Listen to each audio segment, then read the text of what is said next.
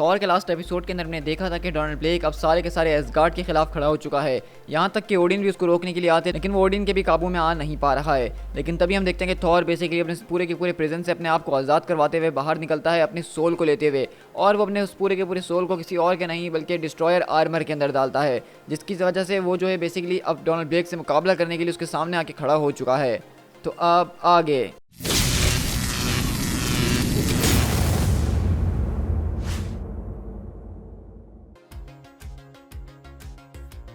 तो हम देखते हैं कि हमारी कहानी बिल्कुल वहीं से शिफ्ट होती है, जहाँ पे पूरे के पूरे Asgard, Doctor Steven Strange, Throg, Loki, Beta Ray Bill, Odin, Lady Sif, warriors 3 सबके सामने यहाँ पे अकेलौता जो है अकेला डोनाल्ड ब्लेक खड़ा हुआ उनसे मुकाबला करने के लिए।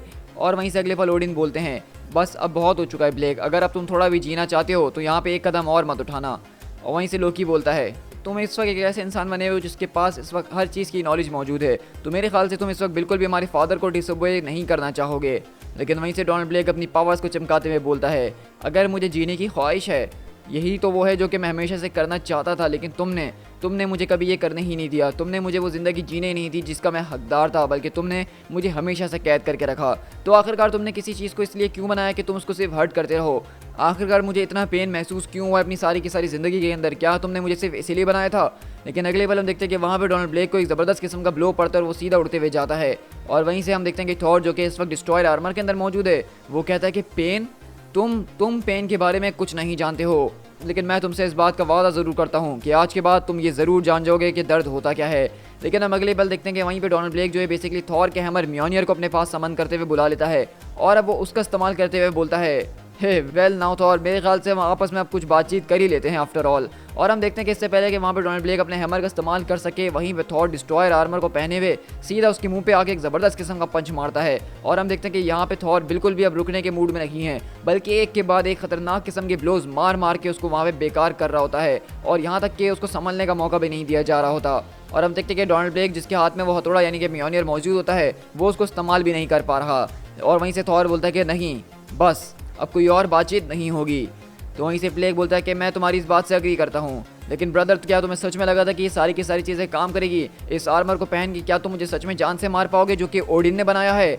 और अगले बार हम देखते हैं कि डोनाल्ड ब्लेक बेसिकली उस पूरे के पूरे आर्मर के ऊपर चढ़ता है और उसकी भी पावर्स को अपने अंदर एब्जॉर्ब करना शुरू कर देता है। लेकिन वहीं से ओडिन चिल्लाते हैं कि बस ये बहुत हो चुका है, म्योनियर मेरी तरफ आओ। और हम देखते हैं कि बेसिकली ओडिन अपनी तरफ म्योनियर को बुलाते हैं, लेकिन इससे पहले कि वो ओडिन के हाथ में आ सके, हम देखते हैं कि उसको बीच में से कोई रोक लेता और कहता है कि नहीं। तो ओडिन बोलते हैं कि बीटा रेबेल। तो वहीं से बीटा रेबेल बोलता है कि आपके पास आपका वेपन मौजूद है और आई बिलीव कि इस वेपन को मुझे ही उठाना चाहिए। और अगले पल हम देखते हैं कि वहीं पे बीटा रेबेल म्योनियर को उठाते हुए अगले पल ज़मीन पे जैसे ही मारता है, तो वो फ़ौरन से अपनी बीटा रेबेल वाली फॉर्म के अंदर आ जाता है और अपने हैमर को ज़बरदस्त तरीके से घुमाते हुए सीधा डोनाल्ड ब्लेक के ऊपर फेंकता है और कहता है, as the war master of Asgard, मैं बस यही कहना चाहूँगा कि बस अब जो जंगें होनी थी सब खत्म हो चुकी हैं, इस सब को यहीं पे ख़त्म किया जाएगा। स्टीफन, क्या तुम मेरी मदद करना चाहोगे? तो वहीं से डॉक्टर स्ट्रेंज बोलते हैं कि बिल्कुल, मैं इस वक्त देख सकता हूँ कि किस तरीके से उस पूरे के पूरे ड्रैगन और ओडिन फोर्स ने तुम्हारे दिमाग को ख़राब कर दिया है और तुम किसी भी किस्म के मैजिक को यहाँ पे एब्जॉर्ब कर लोगे जो कि एसगार्डियन होगा। लेकिन इस वक्त जिस मैजिक के अंदर मैं तुम्हें कैद करने वाला हूँ वो उन जगहों से आया जिसको तुम सोच भी नहीं सकते हो। Let us see you break. चलो अब देखते हैं क्या तुम तोड़ सकते हो क्रिम्सन बैंड्स ऑफ सिटोरैक को। और अगले बार हम देखते हैं कि डॉक्टर स्टीवन स्ट्रेंज उसको अपने क्रिम्सन बैंड ऑफ सिटोरैक के अंदर कैद कर लेते हैं। और वहीं से बेटा रेबिल बोलता है, थॉर क्या आप? तो थॉर बोलता है कि हाँ, मैं इतना ठीक हूँ कि अभी के लिए खड़ा हो सकता हूँ, तुम्हारा बहुत शुक्रिया मेरे दोस्त। तो वहीं से बीटा रेबिल बोलता है कि हाँ, इसके ऊपर हम बाद में बात करेंगे। वहीं से ओडिन आते और कहते हैं कि तुम बिल्कुल ठीक थे डोनाल्ड ब्लेक, कि मैंने तुम्हें बनाया है और यही मेरी सबसे बड़ी गलती थी, लेकिन अब मैं अपनी इस गलती को बहुत लंबे अरसे से भुगतता आ रहा हूँ और लगता है कि अब इसको ख़त्म करने का वक्त आ चुका है। तो ब्लेक बोलता है कि फिर ये सारी की सारी फजूल बातें करना बंद करो और फ़ौरन से मेरा काम तमाम करो, इस सब को ख़त्म करो जो कि तुमने शुरू करा है, क्योंकि मैंने सबके लिए तुमसे कभी नहीं कहा था कि मुझे ये चाहिए। मैं ये सब कभी भी बनना नहीं चाहता था, बल्कि तुमने मेरी ज़िंदगी को बर्बाद करा है। प्लीज़ प्लीज़ इस ज़िंदगी को मुझसे वापसी छीन लो, मैं ये कभी भी नहीं चाहता था, मुझे ऐसा बनना ही नहीं था। Make me nothing. और अगले बार हम देखते हैं कि ओडिन बेसिकली अपने पूरे के पूरे स्पेयर को उठाते हुए उसके ऊपर अटैक करते हुए उसको जान से मार रहे होते हैं। लेकिन हम देखते हैं कि ये सब देख के वहाँ पे लोकी आ जाता है बीच में और कहता है कि नहीं, ये नहीं हो सकता। लेकिन हम देखते हैं कि थॉर भी वहाँ पे अपने फादर को रोकने की कोशिश कर रहा होता है कि वो ब्लेक को ना मारें, और इतनी देर में हम देखते हैं कि बेसिकली यहाँ पे लोकी के पास वो स्टाफ मौजूद होती है जिसके जरिए थॉर और ब्लेक अपनी जगहों को बदल सकते थे। और अगले वाला लोकी अपने मैजिक का इस्तेमाल करते हुए उस स्टाफ को ठीक करता है और वो थॉर की तरफ फेंकते हुए बोलता है कि थॉर उसको इस्तेमाल करो फौरन से। और अगले बार हम देखते हैं कि इससे पहले कि ओडिन वहाँ पे ब्लेक को मार सकें, थॉर उस पूरी की पूरी स्टिक को वहाँ पे ज़मीन के ऊपर मार के थॉर के रूप के अंदर आता है। और हम अगले पल देखते हैं कि वहाँ पे म्योनियर उड़ता हुआ सीधा डिस्ट्रॉयर आर्मर की तरफ जाता है, जिसके अंदर से हम देखते हैं कि अब थॉर बाहर निकल रहा है और कहता है कि बस आप ऐसा कुछ नहीं करेंगे फादर, क्योंकि अब से मैं आपका राजा हूँ और आप मेरे नहीं। तो वहीं से ओडिन बोलता है कि बेटा ये मेरी गलती है, ये सब मेरी वजह से हो रहा है जिसको मैंने क्रिएट करा था, तो उसको फिक्स भी मुझे ही करना होगा। तो थॉर बोलता है कि आपने बिल्कुल ठीक कहा कि ये सब के अंदर आपकी गलती है, लेकिन मैं इस बात का आपसे वादा करता हूँ कि आपकी गलतियों की सज़ा आपको एक न एक दिन ज़रूर मिलेगी, लेकिन आज नहीं। और अगले पल हम देखते हैं कि ओडिन बोलते हैं कि बेटा मेरी बात सुनो ज़रा, लेकिन थॉर बोलता है कि मेरे ख्याल से आपको यहाँ से बाहर निकलने का रास्ता तो पता ही होगा। तो ओडिन बोलते हैं कि देखो बेटा प्लीज़ मुझे इस तरह यहाँ से मत भगाओ। तो थॉर बोलता है कि आप जाइए और जाके मेरी माँ को भी मेरा प्यार दीजिएगा। और इसी तरह ओडिन वहाँ पे जो है बिल्कुल अफसोस में कहते हैं कि ठीक है जैसा तुम कहो। और अगले पल वहीं से थॉर बोलता है स्टीवन क्या तुम इन सारे के सारे बॉन्ड से इसको आज़ाद करोगे? तो डॉक्टर स्ट्रेंज बोलते हैं कि थॉर मुझे नहीं लगता कि ये करना बेहतर होगा। तो थॉर बोलता है कि हम आपसे दोबारा नहीं कहेंगे, तो क्या आप इसको आज़ाद करेंगे? तो डॉक्टर स्ट्रेंज बोलता है कि जैसा तुम कहो। तो वहीं से ब्लेक बोलता है कि आखिरकार अब तुम मेरे साथ क्या करने वाले हो? क्या ये तुम्हारा किसी किस्म का गेम है? तुमने आखिरकार मुझे जिंदा क्यों छोड़ दिया?